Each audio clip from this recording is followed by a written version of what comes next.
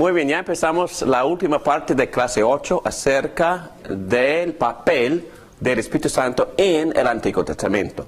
Y, en la última sección tocamos el tema de los dones y entendemos que Dios le repartía dones también a los miembros de su pueblo en el Antiguo Testamento de arquitectura, artesanos, dibujantes, cantantes, etcétera, etcétera, y de liderazgo, obviamente, de administración, pero hemos visto, y vamos a ver en otras clases de este curso, que Dios lo hace lo mismo en el Nuevo Testamento. El Espíritu Santo retribuye dones espirituales como Él quiera, donde Él y con quien Él determina, para que haya balance, equilibrio en el cuerpo de Cristo con todos los miembros sirviéndose y al mundo con sus dones particulares.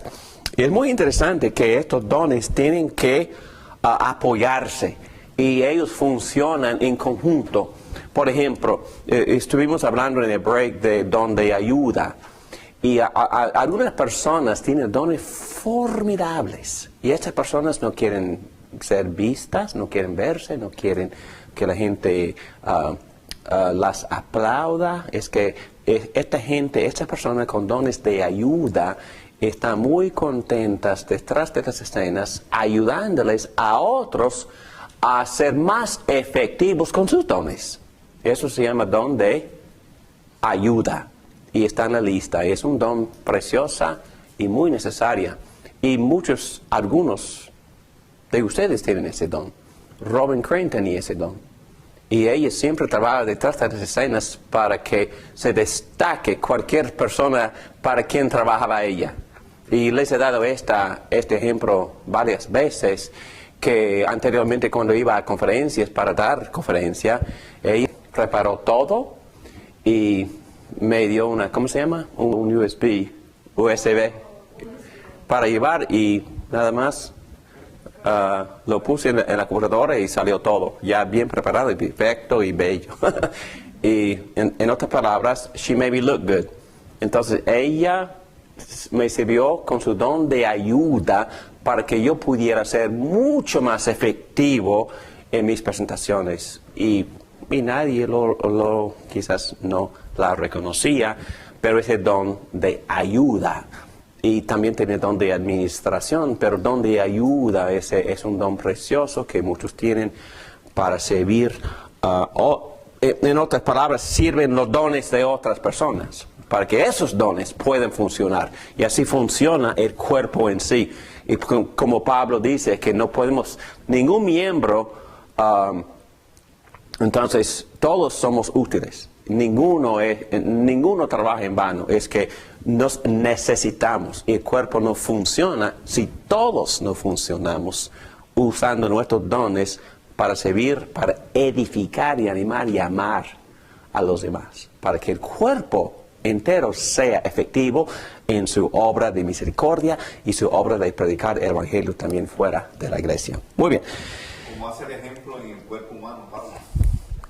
Claro que sí, en 1 Corintios 12 usa el ejemplo del cuerpo humano con sus varios miembros que trabajan en unión para que todo el cuerpo funcione con habilidad y con coordinación.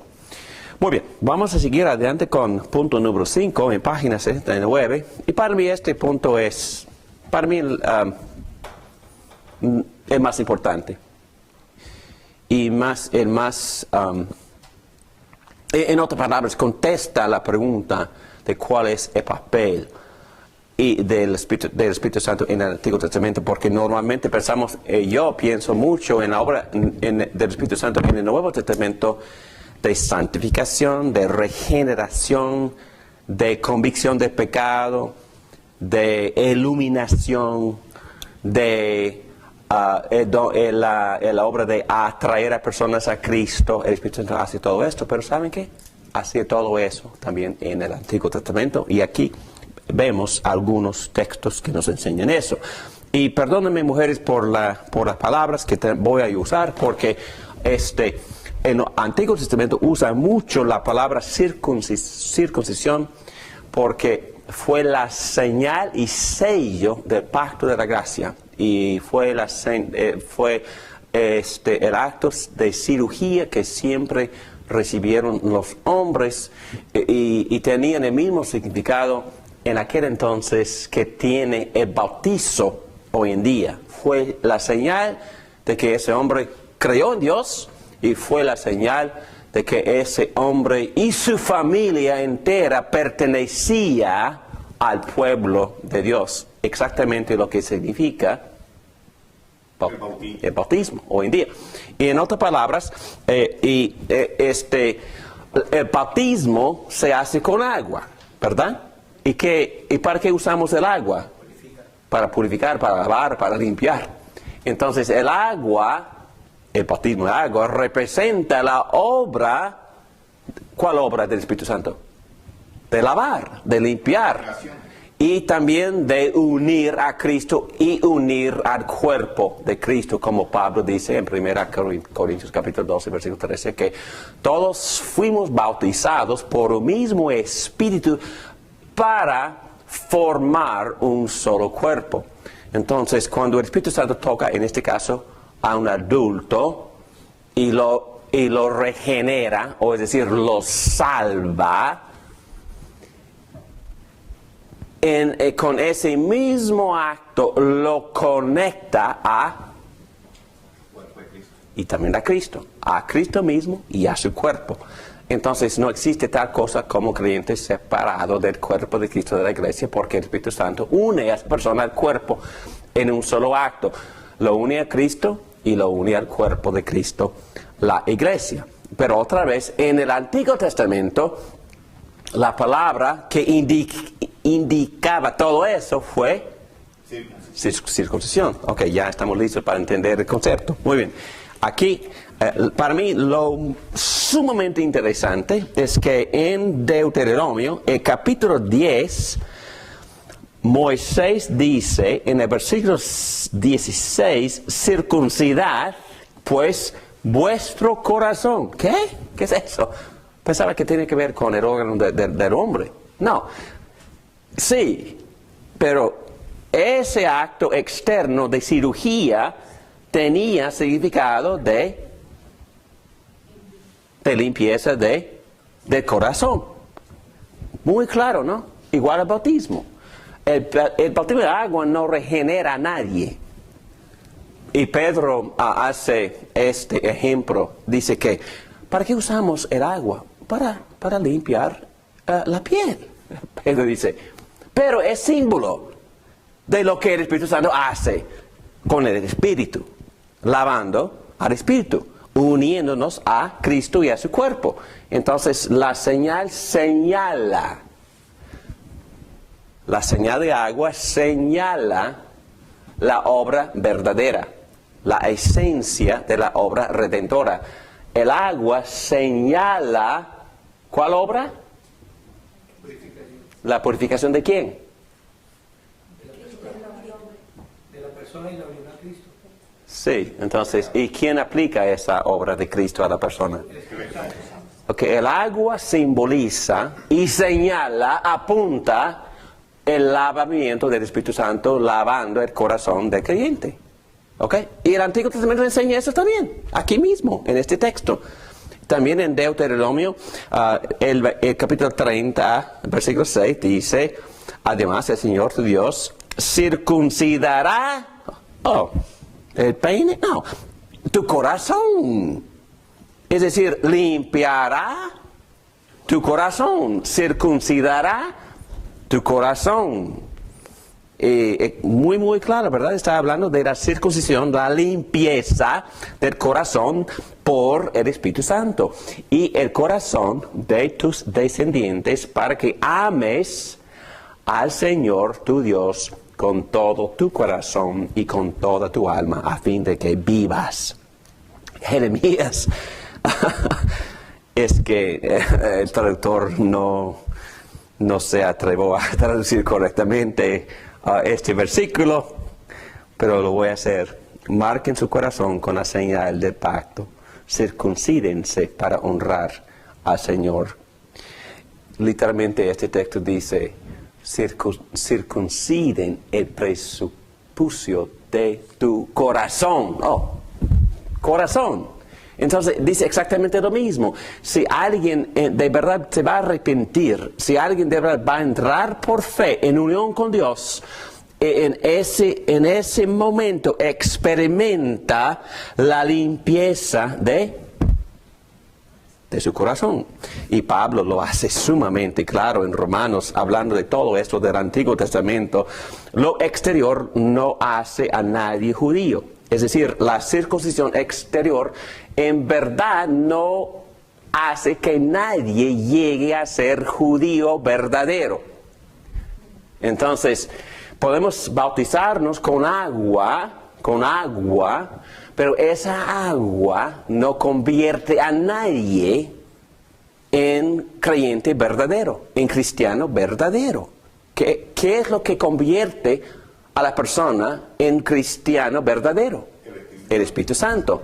El agua nada más simboliza, señala, apunta, pero es lo que el Espíritu Santo hace obrando dentro de la persona para limpiar, santificar, unir a esa persona a Cristo. Exactamente. Y me gusta lo que Pablo dice. Ni consiste la circuncisión en una señal en el cuerpo. El verdadero judío lo es interiormente, y la circuncisión es la del corazón, la que realiza, ¿quién? El Espíritu, no el mandamiento escrito. Al que es judío así, o a judío verdadero, lo ama Dios y no la gente. Por eso digo yo que soy judío verdadero. Y tú también. Y esta muchacha también. También son judías. ¿Sabes por qué? Porque tienen, con cuidado, corazón circuncidado, limpiado por el Espíritu Santo. Somos todos judíos. Interesante. No, es lo que dice Pablo. Yo quiero compartir un texto más que para mí da resumen a todo esto. Vamos a buscar Colosenses 2:9. Toda la plenitud de la divinidad habita en forma corporal en Cristo. Y en Él, que es la cabeza de todo poder y autoridad, ustedes han recibido esa plenitud. Además, en Él fueron ustedes circuncidados. ¿Qué cosa? Ustedes han sido circuncidados. No por mano humana, no por cirugía física, sino con la circuncisión que consiste en despojarse del cuerpo pecaminoso. Esta circuncisión la efectuó Cristo. Interesante. ¿Y dónde? ¿Dónde la efectuó? La cruz. En la cruz. Exactamente. Y Cristo efectuó la gran limpieza, la gran circuncisión en la cruz, muriéndose por nuestros pecados, quitándonos el pecado, dándonos el Espíritu Santo para que el corazón nuestro quede limpio, circuncidado, cortado por el Espíritu Santo, y no por el cuchillo de la circuncisión, sino por el cuchillo del Espíritu Santo. Bien claro, ¿no? Me gusta este concepto porque dicen que no fue obra salvadora del Espíritu Santo en el Antiguo Testamento. Claro que sí. En muchos textos enseña que la misma obra del Espíritu Santo, santificando, limpiando el corazón en el Nuevo Testamento, se enseñaba en varios textos, no en muchos, pero por lo menos 3 o 4 en el Antiguo Testamento. Pero la enseñanza es clarísima. Ambos testamentos hablan de la circuncisión o de la limpieza del corazón por el Espíritu Santo. Sí, Señor. Me gusta cuando David enfrenta a Goliat y dice, este incircunciso, ¿quién es? ¿Quién es este incrédulo? Exacto. No forma parte del pueblo. Exacto, es lo que estaba acusándole. Tú no eres parte del pueblo de Dios, ¿quién eres tú? No tengo miedo de ti. Ha ofendido al Dios de los ejércitos. Exacto, qué cosa interesante. Muy bien. Es mi punto principal y sigo porque aquí dice en Salmo 51, versículo 11, estoy en la página 70, después de haber confesado sus pecados, David le oró a Dios, no me alejes de tu presencia, ni me quites tu Santo Espíritu. Sugiere que el fracaso moral pone en peligro nuestra relación con Dios. Y también Isaías implica que el Espíritu de Dios está activamente presente con el pueblo de Dios y de tal manera que su rebelión le entristece personalmente a Dios. En este contexto vemos que el Espíritu Santo lleva, guía y da descanso a su pueblo. La obra del Espíritu Santo en el Antiguo Testamento incluye ordenar moralmente, como enseña este salmo. No me alejes de tu presencia, ni me quites tu Santo Espíritu. La preocupación de David no es simplemente que su adulterio le ha descalificado de cumplir con su oficio, sino que le ha alejado de la presencia de Dios y el gozo personal de su salvación. Y por eso él dice aquí abajo, crea en mí, oh Dios, un corazón limpio y renueva la firmeza de mi espíritu. Devuélveme la alegría de tu salvación, que un espíritu obediente me sostenga. Para David, la presencia del Espíritu Santo y la posesión de la salvación y su gozo son correlativas. No le preocupa a David meramente su oficio, sino también su relación con Dios, su intimidad con Dios. De nuevo, al reconocer la naturaleza y el carácter progresivo y cumulativo de la revelación histórica, vemos que la obra del Espíritu Santo en el Antiguo Testamento incluía la renovación moral y espiritual. Es un ministerio soteriológico o salvífico.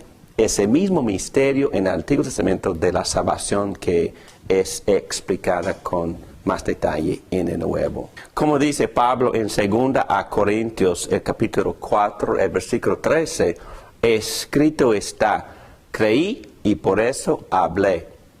Con ese mismo espíritu de fe también nosotros creemos y por eso hablamos. Bueno, ya hemos visto que la obra salvadora, santificadora, regeneradora del Espíritu Santo en el Nuevo no es distinta a la obra del Espíritu Santo en el Antiguo. Es la misma obra. Obviamente más claro, todo en el Nuevo. Y yo digo, somos más bien capacitados. Quizás la llenura, y yo entiendo que el Espíritu Santo nos llena con una medida más grande. Y todo eso vamos a estudiar en uno de los últimos capítulos de esta sección sobre la obra del Espíritu Santo después de Pentecostés. Porque es mejor, es sumamente mejor y más grande, pero no es esencialmente distinta la obra. Es la misma obra en el Antiguo Testamento que es en el Nuevo Testamento. Y termino con este punto, el Espíritu Santo y la palabra de Dios, pero no me profundizo porque ya hemos hablado muchísimo y hay un curso completo que enseñamos en esta serie sobre la relación con el Espíritu Santo, con la palabra de Dios, pero es suficiente citar dos textos aquí. Un texto muy conocido que hemos leído varias veces. Empiezo con versículo 15. Pablo hablando con el joven Timoteo, desde tu niñez conoces las sagradas escrituras que pueden darte la sabiduría necesaria para la salvación mediante la fe en Cristo Jesús. Toda la escritura es inspirada por Dios y útil para enseñar, para reprender, para corregir y para instruir en la justicia, a fin de que el siervo de Dios esté enteramente capacitado para toda buena obra. En otras palabras, el Espíritu Santo tiene un papel sumamente importante en el Antiguo Testamento de dar palabra, o es decir, de dar revelaciones específicas, directas de Dios a través de los profetas para que predicaran con autoridad y también para que escribieran el Antiguo Testamento y para que esa forma escrita de la revelación de Dios quedara perfecta. ¿Por qué? Por la obra del Espíritu Santo, creando esa palabra, creándola a través del ser humano, usando la obra también del ser humano, pero es una colaboración entre el hombre y Dios, pero el Espíritu Santo guía todo el proceso, como dice Pedro, y yo termino con este texto, segunda de Pedro, el capítulo 1, el versículo 20, ante todo, tengan muy presente que ninguna profecía de la Escritura surge de la interpretación particular de nadie, es decir, el profeta recibió directamente de Dios la revelación, porque la profecía no ha tenido su origen en la voluntad humana, sino que los profetas hablaron de parte de Dios, impulsados, llevados por el Espíritu Santo. ¿Qué está diciendo Pedro? Está diciendo que otro papel sumamente importante del Espíritu Santo en el Antiguo Testamento fue llevar al profeta, guiar al profeta, darle revelaciones al profeta para que a través del profeta Dios hablaba. Y al fin de todo, el profeta escribió, los profetas escribieron 39 libros que forman el Antiguo Testamento. Resumen, ya hemos visto en esta clase 8 que el Espíritu Santo es santo, que es exaltado, que es puro, majestuoso, separado, alto, y que debemos reverenciarlo. También es poderoso, pero eso no implica que es pura fuerza. Es una persona con fuerza. Es una persona todopoderosa. Creador, el Espíritu Santo refina, ¿verdad?, lo que Cristo, el maestro arquitecto, había creado. Él pone detalle, belleza, orden, etcétera, etcétera, en la creación. También gobierna, dando dones, ayudando al pueblo de Dios a ser administrado. También Él recrea, crea, pero a la vez recrea, en otras palabras, regenera. Nosotros experimentamos el nuevo nacimiento en el Nuevo Testamento porque el Espíritu Santo es el que toca a la persona para darle la misma vida de arriba de Dios, pero también hacía exactamente lo mismo en el Antiguo Testamento, tocando y cortando y purificando el corazón, usando la palabra circuncisión. Él hacía esa obra en el Antiguo Testamento. El mismo Espíritu que nos limpia, también limpiaba a los creyentes, circuncidando sus corazones. En el Antiguo Testamento es la misma obra, exactamente la misma en ambos testamentos. Y también entendemos que el Espíritu Santo tenía la obra muy importante de guiar y llevar a los profetas para que escribieran la palabra de Dios. Y la tenemos aquí en este precioso libro. Oremos. Gracias, Padre, por el Espíritu Santo. Gracias por la obra que Él siempre ha hecho en crear y en recrear, en administrar y en gobernar, en darnos poder y valentía para poder hacer efectivamente la obra que nos has dado, el ministerio que nos has dado. Gracias también que el Espíritu Santo iluminó, inspiró a los profetas y apóstoles. Gracias que el mismo Espíritu le ha ayudado al pueblo de Dios siempre, en el Antiguo Testamento, pero también en el Nuevo. Y por eso te pedimos que tú nos llenes con este Espíritu, para que nosotros también podamos ser tus servidores efectivos en el cuerpo y a través del cuerpo servir efectivamente al mundo en palabra y en hecho, para la gloria de Jesucristo. Amén.